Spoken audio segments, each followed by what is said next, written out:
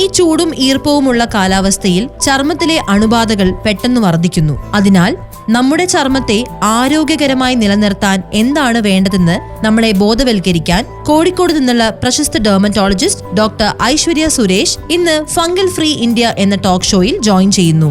Doctor, pregnancy സമയത്ത് oral anti fungal drugs കഴിക്കുന്നത് safe ആണോ? ഈ പ്രഗ്നൻസി സമയത്ത് നമ്മുടെ ശരീരത്തിൽ കുറെ ചേഞ്ചസ് വരുന്നുണ്ട്. നമുക്ക് പ്രഗ്നൻസിയിൽ എടുക്കാൻ പറ്റുന്ന ടാബ്ലറ്റ്സ് അവൈലബിൾ ആണ്. ഈ ടെർബിനാഫിൻ എന്നൊക്കെ പറയുന്ന പോലത്തെ ടാബ്ലറ്റ്സ് ആണ് നമുക്ക് പ്രഗ്നൻസിയിൽ എടുക്കാൻ പറ്റുന്നത്. അതൊക്കെ കാറ്റഗറി ബിയിൽ വരും. അതായത് അത്യാവശ്യമെങ്കിൽ പ്രഗ്നൻസിയിൽ എടുക്കാവുന്നതാണ്. എന്നാലും കഴിയുന്നതും നമ്മൾ ക്രീമുകൾ കൊണ്ട് ട്രീറ്റ് ചെയ്യാനാണ് നോക്കാറ്. ക്രീം കൊണ്ട് ഒരു 4 ആഴ്ചയെങ്കിലും നോക്കി മാറിയില്ലെങ്കിൽ മാത്രമാണ് നമ്മൾ ഗുളികകൾ പ്രിസ്ക്രൈബ് ചെയ്യുന്നത്. ക്രീമുകളാണെങ്കിലും ടെർബിനാഫിന്റെ ഗ്രൂപ്പിൽ വരുന്ന ക്രീമുകളാണ് എപ്പോഴും ഗർഭകാലത്ത് സാധാരണ കൊടുക്കാറുള്ളത്. ഡോക്ടർ, ഒരാൾ ആന്റി ഫംഗൽ മെഡിസിൻസ് എത്ര കാലം വരെ യൂസ് ചെയ്യേണ്ടി വരും? എത്ര കാലം എടുക്കണം എന്ന് ഡിപ്പെൻഡ് ചെയ്യുന്ന കുറെ ഫാക്ടേഴ്സ് ഉണ്ട്. അതായത് എത്രത്തോളം അണുബാധയുണ്ട് ഒരാൾക്ക്, ഈ ബാധിച്ച ദേഹത്തെ ഭാഗങ്ങൾ ഏതൊക്കെയാണ് എന്നിവ കണക്കിലെടുത്താണ് നമ്മൾ ഗുളികയും ക്രീമും നൽകുന്നത്.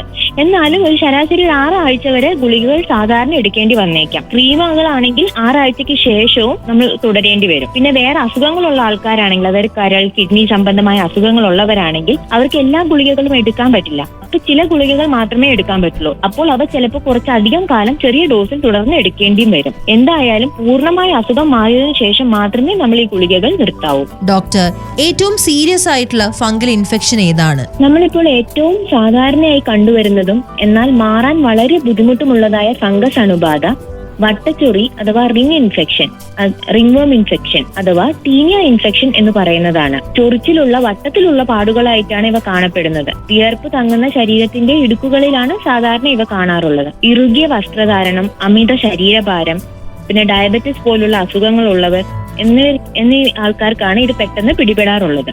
ശരീരത്തിൽ വിയർപ്പ് തങ്ങാതെ സൂക്ഷിച്ചാൽ ഫംഗസ് അണുബാധ ഒരു പരിധിവരെ നമുക്ക് ഒഴിവാക്കാം. ഡോക്ടർ, ഒരാൾക്ക് ഫംഗൽ ഇൻഫെക്ഷൻ വീണ്ടും വീണ്ടും വരാനുള്ള സാധ്യത എന്തുകൊണ്ടാണ്? കൃത്യമായി മുഴുവൻ മാറുന്നത് വരെ മരുന്ന് എടുക്കാതിരിക്കുക, ശരീരത്തിൽ വിയർപ്പോ ഈർപ്പമോ തങ്ങി നിൽക്കുക, വസ്ത്രങ്ങളിൽ നിന്നും അലക്കിയതിനു ശേഷവും അണുക്കൾ പൂർണ്ണമായി പോവാതിരിക്കുക, വീട്ടിൽ മറ്റുള്ളവർക്ക് അണുബാധ ഉണ്ടാവുക, പിന്നെ പ്രതിരോധ ശക്തി കുറയ്ക്കുന്ന ഡയബറ്റിസ് പോലുള്ള അസുഖങ്ങൾ ഉള്ളവർക്കും ഇത് വീണ്ടും വീണ്ടും ഉണ്ടാവാം. വീണ്ടും വരാതിരിക്കാൻ നമ്മൾ ശരീരം തുടച്ച് ഉണക്കി വൃത്തിയായി സൂക്ഷിക്കുക. വസ്ത്രങ്ങൾ ചൂടുവെള്ളത്തിൽ അലക്കിയതിനു ശേഷം തേച്ച് ഉപയോഗിക്കുക. വീട്ടിൽ എല്ലാവരും ഒന്നിച്ച് ചികിത്സ എടുക്കുക എന്നിവ ഉറപ്പുവരുത്തിയാൽ വീണ്ടും വീണ്ടും ഉണ്ടാവുന്ന ഫംഗസ് അണുബാധ നമുക്ക് നിയന്ത്രിക്കാം. ഡോക്ടർ, ഈ anti fungal treatment symptoms better ആവുന്ന സമയത്ത് നമുക്ക് സ്റ്റോപ്പ് ചെയ്യാൻ പറ്റുമോ?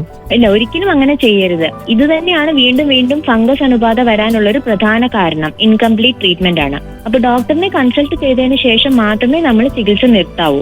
അസുഖം മുഴുവൻ മാറാതെ നിർത്തുമ്പോൾ വീണ്ടും വീണ്ടും ഫംഗസ് ഉണ്ടാവുക മാത്രമല്ല, അത് കൂടുതൽ കഠിനമായ ഇൻഫെക്ഷനായി മാറുകയാണ് ചെയ്യുന്നത്. ഈ വട്ടച്ചൊറിയിൽ പുരട്ടാനുള്ള ക്രീമുകൾ നമ്മൾ അസുഖം മുഴുവൻ മാറിയതിനു ശേഷവും ഒരു 2 ആഴ്ച വരെ തുടർന്ന് ഉപയോഗിക്കേണ്ട ആവശ്യമുണ്ട്.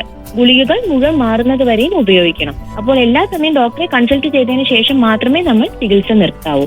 ഡോക്ടർ, ഒരാൾ ആന്റി ഫംഗൽ മെഡിസിൻസ് എത്ര കാലം വരെ യൂസ് ചെയ്യേണ്ടി വരും? എത്ര കാലം എടുക്കണം എന്ന് ഡിപ്പെൻഡ് ചെയ്യുന്ന കുറെ ഫാക്ടേഴ്സ് ഉണ്ട്. അതായത് എത്രത്തോളം അണുബാധയുണ്ട് ഒരാൾക്ക്, ഈ ബാധിച്ച ദേഹത്തെ ഭാഗങ്ങൾ ഏതൊക്കെയാണ് എന്നിവ കണക്കിലെടുത്താണ് നമ്മൾ ഗുളികയും ക്രീമും നൽകുന്നത്. എന്നാലും ഒരു ശരാശരി 6 ആഴ്ച വരെ ഗുളികകൾ സാധാരണ എടുക്കേണ്ടി വന്നേക്കാം. ക്രീമുകളാണെങ്കിൽ 6 ആഴ്ചയ്ക്ക് ശേഷവും നമ്മൾ തുടരേണ്ടി വരും. പിന്നെ വേറെ അസുഖങ്ങളുള്ള ആൾക്കാരാണെങ്കിൽ, അതായത് കരൾ, കിഡ്നി സംബന്ധമായ അസുഖങ്ങൾ ഉള്ളവരാണെങ്കിൽ അവർക്ക് എല്ലാ ഗുളികകളും എടുക്കാൻ പറ്റില്ല. അപ്പൊ ചില ഗുളികകൾ മാത്രമേ എടുക്കാൻ പറ്റുള്ളൂ. അപ്പോൾ അവ ചിലപ്പോൾ കുറച്ചധികം കാലം ചെറിയ ഡോസിൽ തുടർന്ന് എടുക്കേണ്ടിയും വരും. എന്തായാലും പൂർണ്ണമായ അസുഖം മാറിയതിനു ശേഷം മാത്രമേ നമ്മൾ ഈ ഗുളികകൾ നിർത്താവൂ. ഡോക്ടർ, ഏറ്റവും സീരിയസ് ആയിട്ടുള്ള ഫംഗൽ ഇൻഫെക്ഷൻ ഏതാണ്? നമ്മളിപ്പോൾ ഏറ്റവും സാധാരണയായി കണ്ടുവരുന്നതും എന്നാൽ മാറാൻ വളരെ ബുദ്ധിമുട്ടുമുള്ളതായ ഫംഗസ് അണുബാധ വട്ടച്ചൊറി അഥവാ റിംഗ് ഇൻഫെക്ഷൻ, റിംഗ്വേം ഇൻഫെക്ഷൻ അഥവാ ടീനിയ ഇൻഫെക്ഷൻ എന്ന് പറയുന്നതാണ്. ചൊറിച്ചിലുള്ള വട്ടത്തിലുള്ള പാടുകളായിട്ടാണ് ഇവ കാണപ്പെടുന്നത്. വിയർപ്പ് തങ്ങുന്ന ശരീരത്തിന്റെ ഇടുക്കുകളിലാണ് സാധാരണ ഇവ കാണാറുള്ളത്. ഇറുകിയ വസ്ത്രധാരണം, അമിത ശരീരഭാരം, പിന്നെ ഡയബറ്റിസ് പോലുള്ള അസുഖങ്ങൾ ഉള്ളവർ എന്നീ ആൾക്കാർക്കാണ് ഇത് പെട്ടെന്ന് പിടിപെടാറുള്ളത്. ശരീരത്തിൽ വിയർപ്പ് തങ്ങാതെ സൂക്ഷിച്ചാൽ ഫംഗസ് അണുബാധ ഒരു പരിധിവരെ നമുക്ക് ഒഴിവാക്കാം. ഡോക്ടർ, ഒരാൾക്ക് ഫംഗൽ ഇൻഫെക്ഷൻ വീണ്ടും വീണ്ടും വരാനുള്ള സാധ്യത എന്തുകൊണ്ടാണ്? കൃത്യമായി മുഴുവൻ മാറുന്നത് വരെ മരുന്ന് എടുക്കാതിരിക്കുക, ശരീരത്തിൽ വിയർപ്പോ ഈർപ്പമോ തങ്ങി നിൽക്കുക, വസ്ത്രങ്ങളിൽ നിന്നും അലക്കിയതിനു ശേഷവും അണുക്കൾ പൂർണ്ണമായി പോവാതിരിക്കുക, വീട്ടിൽ മറ്റുള്ളവർക്ക് അണുബാധ ഉണ്ടാവുക, പിന്നെ പ്രതിരോധ ശക്തി കുറയ്ക്കുന്ന ഡയബറ്റിസ് പോലുള്ള അസുഖങ്ങൾ ഉള്ളവർക്കും ഇത് വീണ്ടും വീണ്ടും ഉണ്ടാവാം. വീണ്ടും വരാതിരിക്കാൻ നമ്മൾ ശരീരം തുടച്ച് ഉണക്കി വൃത്തിയായി സൂക്ഷിക്കുക, വസ്ത്രങ്ങൾ ചൂടുവെള്ളത്തിൽ അലക്കിയതിനു ശേഷം തേച്ച് ഉപയോഗിക്കുക, വീട്ടിൽ എല്ലാവരും ഒന്നിച്ച് ചികിത്സ എടുക്കുക എന്നിവ ഉറപ്പുവരുത്തിയാൽ വീണ്ടും വീണ്ടും ഉണ്ടാവുന്ന ഫംഗസ് അണുബാധ നമുക്ക് നിയന്ത്രിക്കാം. A public awareness initiative for healthy India.